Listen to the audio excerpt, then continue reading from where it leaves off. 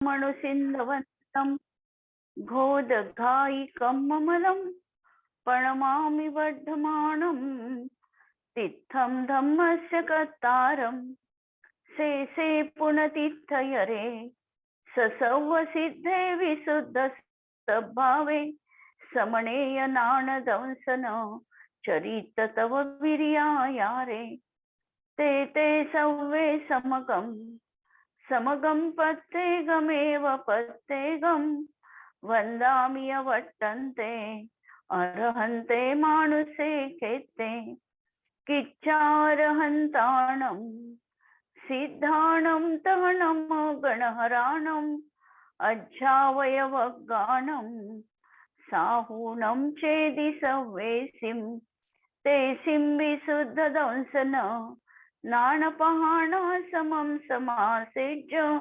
उवसंपयामि सम्मं जत्तो निवाण संपत्ती. स्वाध्याय कक्ष संपेपर्यंत आपणा सर्वांना चतुर्विध आहाराचा त्याग असणार आहे. अंतिम शासन नायक 1008 भगवान महावीर स्वामी की जय. द्वादशांग श्रुत देवी की जय.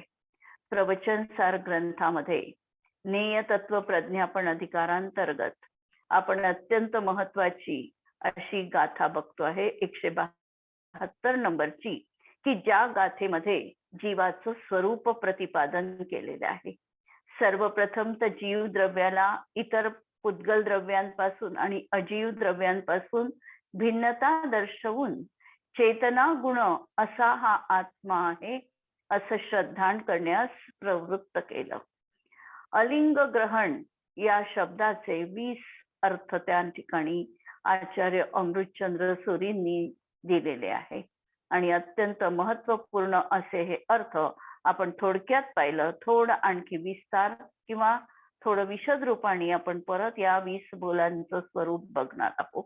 कारण ही गोष्ट मनामध्ये ठसण्यासाठी आम्हाला वारंवार त्या शब्दांची परिचय करून घ्यावा लागणार आहे. त्या शब्दांना आम्हाला समजून घ्यावं लागणार आहे आणि एका ह्याच्यात हा शब्द संग्रह आमच्या पचनी पडू शकत नाही. म्हणून याला परत आपण थोडं रिपीट करून 20 बोल कसे आहेत हे बघणार आहोत. पहिला सांगितला की न्यायक आत्मा, आमचा जो आत्मा आहे हा त्रिकाली आत्मा आहे, न्यायक स्वरूपी आहे, ज्याला समयसार मध्ये परमपरिणामिक भाव किंवा न्यायक स्वभाव असं म्हटलेलं आहे. असा हा आमचा आत्मा लिंग, लिंग या शब्दाचा अर्थ या ठिकाणी इंद्रिय, म्हणून लिंग अर्थात इंद्रियाद्वारे जाणत नाही, म्हणून हा अलिंग ग्रहण आहे. याचाच अर्थ आत्मा न्यायक स्वभावी आहे आणि म्हणून जाणतो. त्याचा जाणणं हा स्वभाव आहे म्हणून जाणतो. इंद्रिय आहे म्हणून जाणतो हे उपचरित कथन आहे, असद्भूत कथन आहे. आत्म्याचा स्वभाव जाणण्याचा आहे म्हणून जाणतो. जसं आम्ही एखाद्या वेळेला असं म्हणतो की विहिरीमध्ये आम्ही बादली सोडली आणि बादलीत पाणी आलं. बादलीत पाणी का आलं? तर विहिरीत पाणी आहे म्हणून बादलीत पाणी आलं. असा जसं सरळ समीकरण असतं त्याप्रमाणे आत्म्यात ज्ञान आहे म्हणून आत्मा जाणतो, असं याचं सरळ समीकरण आहे. म्हणून हा जाणतो. अर्थात आत्मा अतींद्रिय ज्ञानमय आहे. कारण ज्ञान कसं आहे तर ज्ञान अतींद्रिय आहे, इंद्रिय अगोचर असं ज्ञान आहे. द्रव्येंद्रिया तर पौद्गलिक आहे. निवृत्ती उपकरणो द्रव्येंद्रियम, आणि हे दोन्ही पौद्गलिक रचना आहे म्हणून या पुद्गलाच्या माध्यमातून आत्मा जाणत नाही. भावेंद्रिय ही देखील क्षयोपक्षमिक रूप आहे आणि म्हणून देखील आत्मा जाणत नाही किंवा क्षयोपक्षमिक ज्ञानावर विसंबून राहणं असा ह्या आत्म्याचा स्वभाव नाही. आत्म्याचा स्वभाव युगपत चराचराला जाणणं हा आहे. क्षयोपक्षमिक ज्ञान हे एका समयात एकाच वस्तूला जाणू शकतं, एकाच पर्यायीला जाणू शकतं. जसं स्पर्शनेंद्रियाने जाणत असेल तर त्या समयात रसनेंद्रियाने क्षयोपक्षमिक ज्ञान जाणल्या जात नाही. तर असं हे आत्म्याचं ज्ञान मात्र स्वभाव बघितला तर त्रिकाली सर्वांना युगपत जाणण्याचं आत्म्याचं सामर्थ्य आहे, त्याची शक्ती आहे. परंतु व्यवहारामध्ये मात्र क्षयोपक्षमी ज्ञानाच्या माध्यमातून आत्मा जाणतो असं आहे. म्हणून हे क्षयोपक्षमी ज्ञान भावेंद्रिय हे देखील आत्म्याचं मूळ स्वरूप मांडलेलं नाही, आणि म्हणून हा जाणणं याचा स्वभाव आहे. म्हणून हा जाणतो, हा पहिल्या बोलामध्ये स्पष्टीकरण केलं. दुसरं बोल सांगताना आत्मा लिंग अर्थात इंद्रियाद्वारे जाणल्या जाऊ शकत नाही, म्हणून आत्मा अलिंग ग्रहण आहे. इंद्रियाच्या द्वारा स्पर्शनेंद्रियानी स्पर्श, रसनेंद्रियानी रस, घ्राणेंद्रियानी गंध, चक्षुइंद्रियानी वर्ण आणि कर्णेंद्रियानी शब्द यांचं ज्ञान होतं. पण आत्मा तर या सर्वांपेक्षा विलक्षण आहे, अमूर्तिक आहे, आणि म्हणून आत्मा इंद्रिय प्रत्यक्षाचा विषय नाही. म्हणून आत्मा इंद्रियाद्वारे जाणल्या जाऊ शकत नाही. इंद्रियांच्या माध्यमातून केवळ मूर्तिक पुद्गल द्रव्याला जाणता येऊ शकतं, आत्म्याला जाणण्याचं इंद्रियांचं सामर्थ्य नाही. म्हणून आत्मा ह्या इंद्रिय अगोचर म्हटल्या जातो. तिसरं, ज्याप्रमाणे धुराने अग्नीचे ज्ञान होते, म्हणजे हे अनुमान झालं की एक आम्हाला प्रत्यक्ष दिसत आहे आणि एक प्रत्यक्षावरून न दिसणाऱ्या अशा परोक्षाचं ज्ञान अनुमानाच्या माध्यमातून केल्या जातं. याप्रमाणे लिंग म्हणजे इंद्रिय गम्य चिन्हाने आत्म्याचे ज्ञान होत नाही. म्हणजे लिंगाने म्हणजे कोणतंही चिन्ह नाही की ज्याच्या माध्यमातून आत्मा इंद्रिय प्रत्यक्षपूर्वक होणाऱ्या अनुमानाने जाणल्या जात नाही. अनुमानाने हा आत्मा जाणल्या जातो, पण इंद्रियांनी प्रत्यक्ष होणाऱ्या अनुमानाने जाणल्या जात नाही. ही तिसऱ्या बोलामध्ये ही गोष्ट सांगितली. चौथ्या बोलामध्ये सांगितलं, इतरांद्वारे केवळ लिंगानेच म्हणजेच अनुमानानेच ज्याचे ग्रहण होत नाही, तो आत्मा अलिंग ग्रहण आहे. याचा अर्थ आत्मा केवळ अनुमानाने ज्ञात होतो असे नसून प्रत्यक्षादी प्रमाणाने पण जाणल्या जातो. म्हणजे केवळ अनुमानाने कसं की जाणणारा कुणीतरी असला पाहिजे, ज्याला ज्ञान होत आहे तो कुणीतरी असला पाहिजे, मीचा वाच्य कुणीतरी असला पाहिजे, असं अनुमानाच्या माध्यमातून आत्म्याचं ज्ञान होऊ शकतं. परंतु या ठिकाणी हे सांगतात की आत्मा हा अनुमानाने ज्ञात होतो असं नसून, म्हणजे केवळ अनुमानानेच आत्मा जाणल्या जातो असं नसून प्रत्यक्षादी प्रमाणाने पण जाणता येतो. केवल ज्ञानी आहे, केवल ज्ञानींचं ज्ञान प्रत्यक्ष आहे आणि त्यांना आत्म्याचं प्रत्यक्ष ज्ञान होतं, असं हे त्या प्रमाणाने ज्ञान आत्म्याचं होऊ शकतं. परंतु यामध्ये आणखी एक महत्वपूर्ण गोष्ट की प्रत्यक्ष ज्ञान तर 3 आहे, अवधी ज्ञान, मनपर्यय ज्ञान आणि केवल ज्ञान. यामध्ये केवल ज्ञानाने आत्मा जाणल्या जाऊ शकतो, परंतु अवधी ज्ञान आणि मनपर्यय ज्ञान मात्र आत्म्याला जाणण्यासाठी परत समर्थ नाही, प्रत्यक्ष असलं तरी देखील. याचं कारण असं की याच्या माध्यमातून अवधी ज्ञानाच्या आणि मनपर्यय ज्ञानाच्या माध्यमातून केवळ रूपी पदार्थाचं ज्ञान होतं, पण केवळ ज्ञानाच्या माध्यमातून मात्र रूपी आणि अरूपी सर्व पदार्थांचं ज्ञान युगपत होतं. म्हणून आत्मा हा प्रत्यक्ष प्रमाणाने देखील जाणल्या जातो. 4थ्या नंबरच्या बोलात ही गोष्ट स्पष्ट केली. 5व्या नंबरच्या बोलामध्ये सांगतात की जो केवळ लिंग अर्थात अनुमानाद्वारेच पराला जाणत नाही, म्हणून तो अलिंग ग्रहण आहे. म्हणजे आत्मा प्रत्यक्षादी प्रमाणांनी पण पराला जाणतो. पराला स्वला जाणण्याचं माध्यमही प्रत्यक्ष, आणि पराला जाणण्याला पर देखील अनुमानाने जाणल्या जातं, तसं प्रत्यक्ष देखील जाणल्या जातं. आणि म्हणून हे कसं आहे तर अलिंग ग्रहण आहे. म्हणजे आत्मा फक्त अनुमानानेच जाणत नाही, अनुमाताच नाही. कारण आत्मा केवळ अनुमान करणारा असेल तर अनुमान रहित प्रत्यक्ष केवल ज्ञान मांडण्यात बाधा उपस्थित होईल.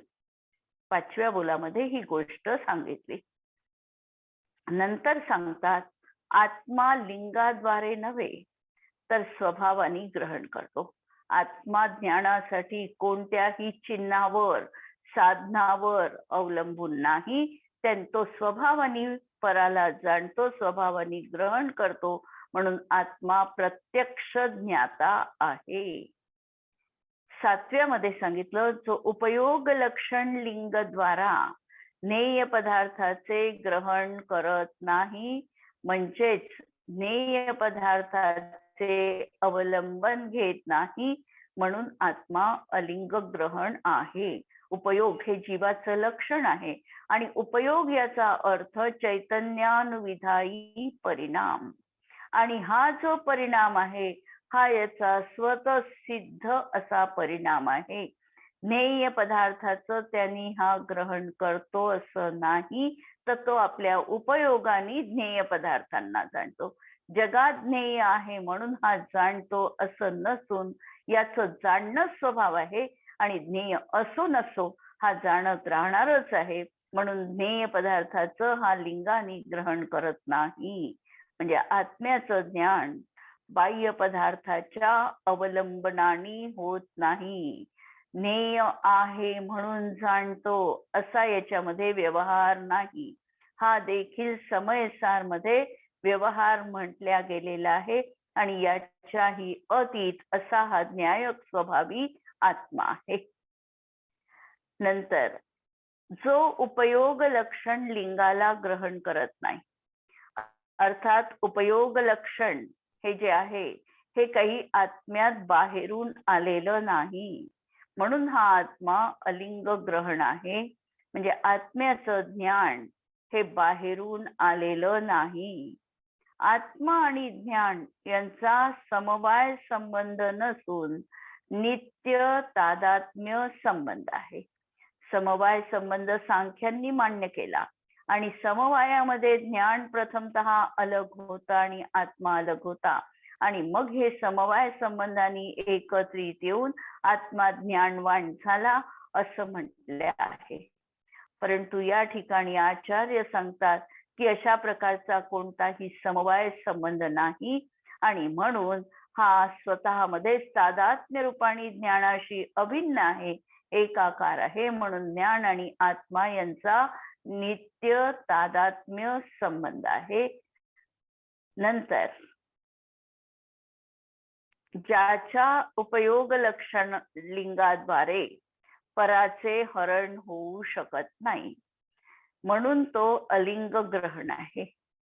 आता आत्म्याचं जो ज्ञान गुण आहे, जसा आत्म्यामध्ये ज्ञान गुण बाहेरून आणला नाही, तसा आत्म्यामधला ज्ञान गुण कुणी हरण देखील करू शकत नाही, नष्ट करू शकत नाही. आत्मा त्रिकाली ज्ञान स्वभाव रूप राहणार आहे आणि हेच त्याचं मुळात अस्तित्व आहे. ज्ञानमय असणं हेच त्याचं अस्तित्व आहे. यामुळे तो आत्मा कधीही ज्ञान कुणीही त्याचं हरण करू शकत नाही. भलाई संसारी अवस्थेमध्ये ज्ञानामध्ये कमी अधिकता दिसणार आहे. जसं लब्ध पर्याप्त जीवाचं, निगोदी जीवाचं ज्ञान अक्षर मात्र एवढं मिनिमम असू शकतं. मिनिमम ज्ञान किती असतं श्रुतज्ञान आणि मतिज्ञान? तर अक्षर मात्र, अक्षर म्हणजे ज्याचं क्षरण होऊ शकत नाही, जे नष्ट होऊ शकत नाही, असं पर्याय रूप ज्ञान या लब्ध पर्याप्त निगोदी जीवाला असतं. हे जरी सत्य असलं तरी तो ज्ञानाशिवाय राहिला हे मात्र सत्य नाही. आणि संसारी अवस्थेत किती श्रुतज्ञान, किती जास्तीत जास्त श्रुतज्ञान असू शकतं? तर 12 अंगाचं श्रुतज्ञान संसारी अवस्थेत जीवाला असू शकतं. आता हे दोन्ही प्रकारचे आणि मध्यम तर सगळ्या मार्ग खुले आहे. असं हे जे ज्ञान आहे, हे ज्ञान कधीही कुणीही हरण करू शकत नाही. क्षयोक्षमानुसार त्यावर आवरण आलेलं आहे. कमी अधिकता पर्यायीमध्ये व्यक्त होते आहे, पण त्याचा ज्ञानगुण कुणी नष्ट करून टाकला समूळ असं मात्र संभवनीय नाही. म्हणून ज्ञानाचं कुणी हरण करू शकत नाही. आत्मा आणि ज्ञान यांचा त्रैकालिक नित्य तादात्म्य संबंध आहे. आत्मा वजा ज्ञान असं असू शकत नाही. ही 9व्या बोलामध्ये गोष्ट सिद्ध केली. नंतर आचार्य सांगतात, आत्मा लक्ष उपयोग लक्षण याला लिंग म्हटलं. म्हणजे आत्मा हा लक्ष आहे आणि उपयोग हे त्याचं लक्षण आहे. म्हणजे लिंग याचा अर्थ दुसऱ्या दृष्टीतून लक्षण हा पण केला आहे. सूर्याला ग्रहण लागल्याने मलिनता येते, पण आत्म्यामध्ये मात्र कधीही मलिनता येत नाही, विकार नाही, म्हणून तो अलिंग ग्रहण आहे. म्हणजे आत्मा निरंतर शुद्धोपयोग स्वभावी आहे. 11व्या बोलामध्ये सांगतात, ज्यांच्या उपयोग लक्षण लिंगाद्वारा पौद्गलिक कर्माचे ग्रहण होत नाही, म्हणून आत्मा अलिंग ग्रहण आहे.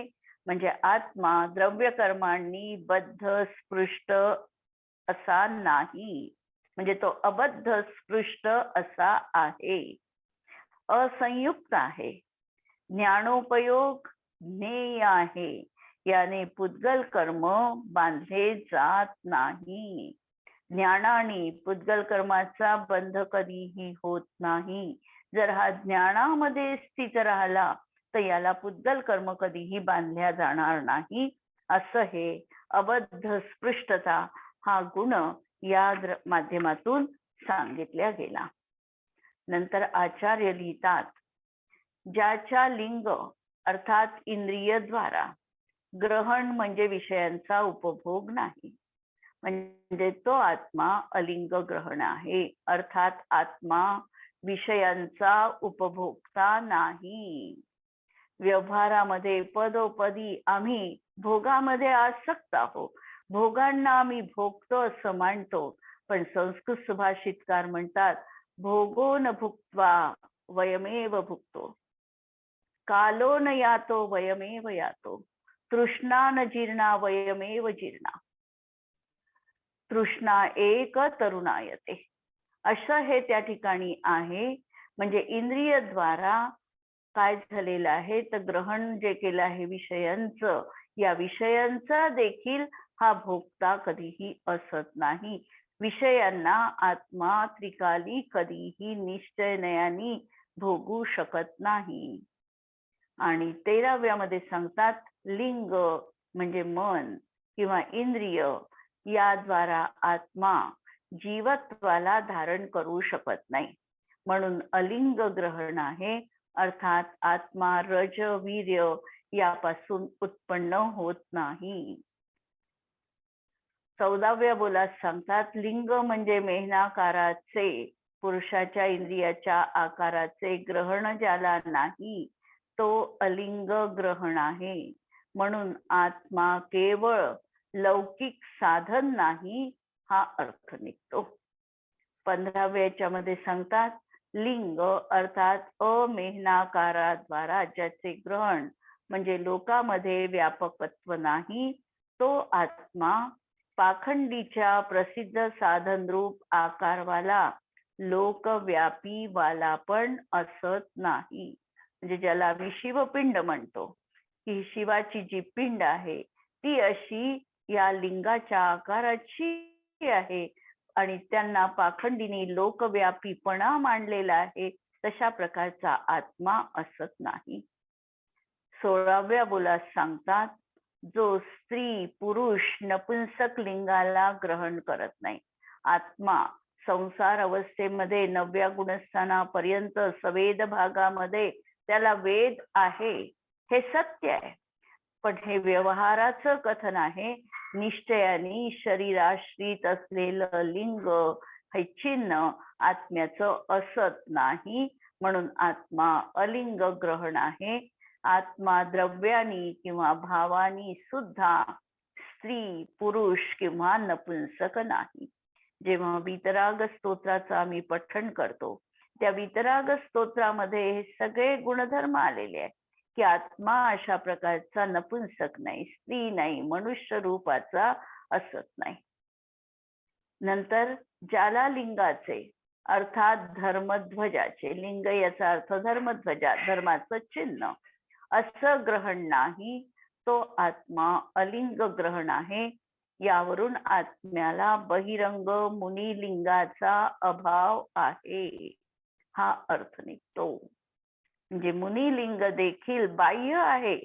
आत्म्याचा त्याचा संबंध व्यवहारापुरता असला, व्यवहारामध्ये नग्नत्व धारण केल्याशिवाय मुक्ती नाही असं म्हटलं किंवा त्याद्वारा मुनीपणा ओळखल्या गेला तरी देखील मुनीपणा असणं हा अंतरंग भाव आहे, बहिरंग चिन्ह नाही. ही गोष्ट या अनुषंगाने सिद्ध केली. 18व्या बोलामध्ये सांगितलं, हे बोल 3 अत्यंत महत्वाचे, की 18व्या बोलामध्ये सांगितलं की लिंग अर्थात गुण ग्रहण करणे म्हणजे अर्थावबोध, म्हणजे पदार्थाचं ज्ञान ज्याला नाही तो आत्मा अलिंग ग्रहण आहे.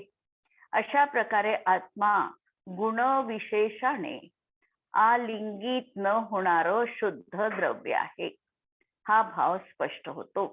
म्हणजे याचं स्पष्टीकरण असं की आत्मा एक वस्तू आहे, अनंत गुणांचा पिंड आहे. तो केवळ एक गुणवाला नाही. अभेद आत्मा गुणांच्या भेदांना स्पर्श करत नाही. गुण तर आहे पण गुणभेदांना मात्र आत्मा स्पर्श करत नाही. गुणगुणीच्या भेदाला अभेद आत्मा स्वीकार करत नाही. आत्मा त्रिकाली गुणांचा पिंड आहे. तो सामान्य आहे, विशेषही आहे. कारण प्रत्येक वस्तू सामान्य विशेषात्मक असते. म्हणून आत्मा देखील सामान्य रूपही आहे आणि विशेष रूपही आहे.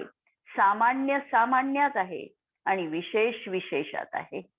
शरीर रहित, गुणभेद रहित अशा शुद्ध द्रव्याची येथे श्रद्धा आम्हाला उत्पन्न करवायची आहे. 19वा 18वा बोल अत्यंत महत्वाचा, की आत्म्याला पहा पण गुणभेदांच्या अतीत अखंड पहा आणि हा अखंड आत्माच आमचा आराध्य असणार आहे. 19व्या बोलामध्ये आम्हाला पर्याय भेदांपासून देखील विविक्तता पाहायची आहे. लिंग अर्थात पर्याय. या ठिकाणी लिंगाचा अर्थ पर्याय घेतली आणि ग्रहण म्हणजे अर्थावबोध. विशेष ज्याला नाही तो आत्मा अलिंग ग्रहण आहे. अशा प्रकारे आत्मा पर्याय विशेषाने आलिंगित न होणारे शुद्ध द्रव्य आहे. वरच्या याच्यामध्ये सांगितलं गुणविशेषाने आलिंगित न होणारे शुद्ध द्रव्य आहे. इथे सांगतात आहे पर्याय विशेषाने आलिंगित न होणारं असं शुद्ध द्रव्य आत्मा आहे. अर्थात द्रव्य केवळ पर्याय मात्र नाही, एक समय पर्याय असं द्रव्य नाही आहे. यात पर्यायीचे लक्ष आमचे सोडविलेले आहे. हा आत्मा तर अनंत पर्यायांची मालिका आहे. एकानंतर एक पर्यायी त्याच्या क्रमाने होणार आहे आणि या पर्यायीमध्ये तू अडकून पडू नको. एक पर्याय तुझं टार्गेट कधी असू शकत नाही असं सांगून पर्यायीवरचं लक्ष आम्हाला सोडविलेलं आहे. जसं आमची मनुष्य पर्याय आहे आणि मनुष्य पर्यायच आम्हाला जर आम्ही उपादेय मानून बसलो तर आचार्य या ठिकाणी सांगतात की या पर्यायीमध्ये तू अडकू नको. एवढाच तुझा आत्मा नाही, तुझा आत्मा तर भूतकालातही होता, आताही आहे आणि भविष्यकालांच्या अनंत पर्यायीमध्ये देखील असणार आहे. या त्रिकाली ध्रुवाकडे तुला लक्ष द्यायचंय. एक समय मात्र पर्याय ही तू लक्षात घेऊ नको. तू तुझ्या दृष्टीचा विषय त्याला बनवू नको. कारण एक समयवरती पर्याय एक तर तुझ्या ज्ञानाचा विषय बनू शकत नाही. कारण एक समवर्ती पर्याय हा मतिश्रुत ज्ञानाचा विषयच बनत नाही. जर आम्ही स्थूल पर्याय म्हणजे एक पर्याय असं मांडलं तरी देखील त्या पर्यायीमध्ये जोपर्यंत आत्मत्व बुद्धी आहे की ही पर्याय सुटली न पाहिजे असा भाव जोपर्यंत आहे तोपर्यंत आमची पर्याय मूढता कायम राहणार आहे. आचार्य आम्हाला या पर्यायीवरचं लक्ष हटवून आमच्या त्रिकाली न्यायक स्वभावी आत्म्याशी मला तन्मय व्हायचंय ही गोष्ट या ठिकाणी प्रतिपादन करत आहे. म्हणून पर्यायींचं लक्ष सोडविलं. साधक दशेमध्ये सम्यक ज्ञानाच्या निर्मल पर्यायीला किंवा केवल ज्ञानाच्या समयी पूर्ण पर्यायीला आत्मा त्यालाही स्पर्श करत नाही. अर्थात द्रव्य तेवढ्या पर्याय स्वरूपी पण नाही. तर नित्य द्रव्याने पर्यायीला स्पर्श केला तर द्रव्य पर्यायी एवढे होईल आणि ते नित्य राहणार नाही, क्षणिक होईल. म्हणून पर्याय मात्र ती शुद्ध पर्याय असेल तरी देखील पर्याय मात्र द्रव्य कधीही असत नाही. नंतर 20वा महत्वाचा भाग लिंग म्हणजे प्रत्यभिज्ञान. पहा, लिंगाचे द्रव्य, गुण, पर्याय आणि प्रत्यभिज्ञान असेही भेद केले, अर्थ केले आणि यावरून सांगितलं की प्रत्यभिज्ञान याचा अर्थ स्मृती आणि प्रत्यक्ष यांचं जोडरूप जे ज्ञान आहे ते ज्ञान, त्याचं ग्रहण म्हणजे अर्थावबोध. सामान्य ज्याला नाही तो अलिंग ग्रहण आहे, म्हणजे अर्थावबोध सामान्य असं ज्याला नाही तो म्हणजे अलिंग ग्रहण आहे. अशा प्रकारे द्रव्याने आलिंगित शुद्ध पर्याय म्हणजे आत्मा हा अर्थ मिळतो. या ठिकाणी काय सांगितलं की द्रव्याने आलिंगित शुद्ध पर्याय म्हणजे आत्मा, म्हणजे त्रिकाली आत्माच हा अर्थ आहे. एका समयाच्या पर्यायी त्रिकाली द्रव्याचा अभाव आहे हे या ठिकाणी सांगितलेलं आहे. ज्ञान गुणाची पर्याय त्रिकाली ज्ञान गुणाच्या आधारे नाही, विशेष सामान्याच्या आधारे नाही, एका समयाची पर्याय देखील निरपेक्ष आहे. अशा तऱ्हेने अमृतचंद्र आचार्यांनी हे 20 बोल या अलिंग ग्रहण शब्दानुसार सांगितलेले आहे. जयसेन आचार्यांनी लिंग शब्दाचे मुख्यतः 3 अर्थ केले. एक त्यांनी इंद्रिय अर्थ केला, दुसरं अनुमान अर्थ केला आणि तिसरा चिन्ह. की त्यांनी हे सांगितलं की आत्मा केवळ इंद्रियाद्वारा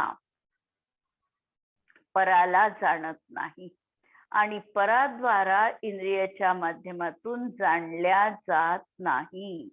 म्हणजे अतींद्रिय ज्ञानाद्वारे जाणतो आणि अतींद्रिय ज्ञानानेच जाणतो. दुसरं, आत्मा अनुमानाद्वारेही पराला जाणत नाही आणि पराद्वारे अनुमानाने देखील जाणल्या जात नाही. आणि तिसरं सांगितलं, आत्मा कोणत्या चिन्हाद्वारे जाणल्या जात नाही किंवा कोण्या चिन्हाद्वारा जाणल्याही जात नाही. असे हे जयसेन आचार्यांनी 3 अर्थ, इंद्रिय, अनुमान आणि चिन्ह, हे 3 अर्थ लिंग या शब्दाचे देऊन आत्म्याचं स्पष्टीकरण केलेलं दिसतं. आता या गाथेचं वैशिष्ट्य जर आम्हाला बघायचं असेल तर आत्म्याला सर्वप्रथम पुद्गल द्रव्यापासून भिन्न केलं. रस, अरस, अगंध स्वभावी सांगून पुद्गल द्रव्यापासून भिन्न केलं. नंतर अजीव द्रव्यांपासून देखील भिन्न केलं आणि मग जीवाचं स्वरूप चेतना गुणयुक्त सांगितलं. आपला चैतन्य गुण आपल्या आत्म्याच्या आश्रयाने आहे. आत्मा अतींद्रिय ज्ञानमय आहे. आत्मा द्रव्य आहे. इंद्रियांनी स्व आणि पराला जाणू शकेल असं याचं स्वरूप नाही. दुसरं, आत्मा स्वतः इंद्रियांनी ज्ञात होईल असं याचं स्वरूप नाही, म्हणजे आत्मा इंद्रिय गोचर नाही. तिसऱ्या याच्यामध्ये आत्मा इंद्रियाच्या अनुमानाने ज्ञात होईल असा नाही. चौथ्या याच्यामध्ये पराकडून तो केवळ अनुमानाने ज्ञात होईल असा तो प्रमेय रूप नाही. नंतर स्वतः इतर आत्म्यांना केवळ अनुमानाने जाणू शकेल असा याचा स्वभाव नाही. तो स्वसंवेदनाने जाणू शकतो आणि आत्मा प्रत्यक्ष ज्ञाता आहे. या 6 मुद्द्यांमध्ये द्रव्याचं कथन केलं आणि 7व्यापासून उपयोगाचं कथन करतात. म्हणजे 6 वरच्या पहिल्या बोलात द्रव्य स्वरूपी आत्म्याचं कथन केलं. नंतर 7 मध्ये सांगितलं उपयोगाला पराचं अवलंबन नाही, ते आत्म्याचेच अवलंबन घेतं. उपयोग लक्षण लक्ष अशा आत्म्याचाच आश्रय घेते, त्याला बाहेरून आणल्या जात नाही. आत्म्याच्या उपयोगाला कुणीही हरण करू शकत नाही. उपयोग आत्म्यातच एकाग्र आहे, परपदार्थात एकाग्र होत नाही. उपयोग परपदार्थात एकाग्र होत नाही, त्यामुळे याच्यामध्ये मलिनता येत नाही. हे 10व्या नंबरच्या बोलामध्ये स्पष्ट केलं. 11 मध्ये सांगतात उपयोग आत्म्यातच एकाग्र होतो, पण परपदार्थ कर्म याचे ग्रहण नाही, म्हणून तो असंयुक्त आहे. याप्रमाणे द्रव्य शुद्ध आहे, गुण शुद्ध आहे. याचप्रमाणे ज्ञानाची पर्याय देखील शुद्ध आहे. आपला ज्ञाता द्रष्टा स्वभाव शुद्ध आहे. यात जी पर्याय एकाकार होते त्या पर्यायाला उपयोग म्हटलं आहे. अशा प्रकारे आपला ज्ञानोपयोग आहे आणि तो ज्ञेय आहे. तो ज्ञेय पुद्गल कर्माला ग्रहण करत नाही. 5 इंद्रिय, 3 बल, आयुष, श्वासोश्वास हे 10 प्राण आहे. पण जीव या प्राणांमुळे जीवित नाही, ते जड प्राण आहेत. आत्मा तर चैतन्य प्राण रूप आहे. या गाथेत आचार्य सांगतात तू जड इंद्रियांचा आश्रय सोडून दे. जो चैतन्य ज्ञाता द्रष्टा शुद्ध चिदात्मा आहे त्याची श्रद्धा कर, ज्ञान कर आणि त्यातच स्थिर हो. तेव्हाच तुझ्यात अनंत चतुष्टय पर्याय प्रगट होईल. म्हणून आत्मा लोकोत्तर आहे आणि हा लोकोत्तर साधनांनीच प्राप्त होतं. जगामध्ये देखील जी लोकोत्तर गोष्ट असते त्याच्यासाठी विशेष प्रकारचं लोकोत्तर साधनच वापरल्या जातं. सर्वसामान्य साधन तिथे कुचकामी ठरतं. नंतर हाच धर्म आहे, जीवन कला आहे आणि सुखी जीवन कसं जगावं याची ही मास्टर की म्हणा, गुरु किल्ली आहे म्हणा, काहीही. प्रत्येक आत्मा ज्याप्रमाणे संसारात प्रत्येक शरीरात भिन्न भिन्न आहे, तसे मुक्त झाल्यानंतरही आत्मा भिन्न भिन्नच आहे. तो संपूर्ण विश्वाला व्यापत नाही, तर आपल्या असंख्यात प्रदेशातच राहतो. अंतिम शरीरापेक्षा किंचित न्यून आपल्या आकाराने, व्यवहाराने आणि निश्चयाने असंख्यात प्रदेशात राहतो. ऊर्ध्वगमन स्वभावामुळे लोकाकाशाच्या अग्रभागी राहतो.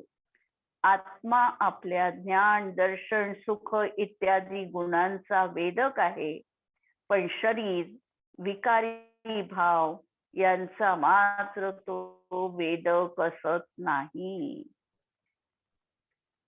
18व्या मुद्द्यामध्ये हे स्पष्ट केलं की द्रव्य अभेद आहे, त्यात ज्ञानादी गुणभेद आहेत, पण अभेद स्वभावात ज्ञानादी गुणांचा अभाव आहे. म्हणून द्रव्य गुणांना स्पर्श करत नाही. द्रव्यांनी हा, गुणविशेषांनी हा आलिंगी शुद्ध द्रव्य आहे. 19व्या मुद्द्यामध्ये म्हटलं की गुण सामान्य आहे आणि त्या समयी गुणाची निर्मल पर्याय आहे, पण सामान्य शक्तिरूप द्रव्यात निर्मल पर्यायीचा अभाव आहे. म्हणजे सामान्यात विशेषाचा अभाव आहे, म्हणून द्रव्य पर्यायीला देखील स्पर्श करत नाही. शेवटच्या मुद्द्यामध्ये म्हटलं की जेव्हा शुद्ध पर्याय आहे त्याच वेळेला त्रिकाली ध्रुव द्रव्य पण आहे, पण त्या शुद्ध पर्यायी द्रव्य सामान्याचा अभाव आहे. म्हणजे विशेषात सामान्याचा अभाव आहे, म्हणून शुद्ध पर्याय सामान्य द्रव्याला स्पर्श करत नाही. प्रत्येक समयाची पर्याय सत असून अहेतुक आहे. जी पर्याय आहे, जी द्रव्यातून उत्पन्न होते, द्रव्यातच विलीन पावते, असं जे पर्यायाचं स्वरूप आहे, पण पर्याय देखील तत्काल का असेना एक क्षणवर्ती सद्रूप आहे आणि अहेतुक आहे. तिला निमित्ताची अपेक्षा नाही, ती पर्याय त्या गुणाची पण अपेक्षा ठेवत नाही. उदाहरणार्थ ज्ञानाची केवल ज्ञान पर्याय ही ज्ञान सामान्याने नाही तर ती तिच्या योग्यतेनेच प्राप्त होते. जो शुद्ध पर्याय रूप परिणमित आहे तोच आत्मा आहे. आत्मा व शुद्ध पर्याय यात या ठिकाणी अभेदता दाखवली. सामान्य भेदरूप आत्मा सम्यक दर्शनाचे ध्येय नाही, तर गुणभेद, पर्यायभेद, गौण असा अभेद आत्मा हे सम्यक दर्शनाचा दृष्टीचा विषय रूप आत्मा आहे. आणि हेच या 20 बोला अंतर्गत त्यांनी आचार्यांनी स्पष्ट केलेलं आहे. अशा तऱ्हेने आज आपण इथे थांबतो आहे. उद्याला पुढचा भाव बघू. जिनवाणी के ज्ञान ते सूझे लोकालोक, सो जिनवाणी मस्तक नमू सदा देत हूँ घोक. नमो अरिहंताणम, नमो सिद्धाणम, नमो आयर्याणम, नमो वज्रायाणम, नमो लोये सव्वसाहुणम. सर्वांना जय जिनेंद्र.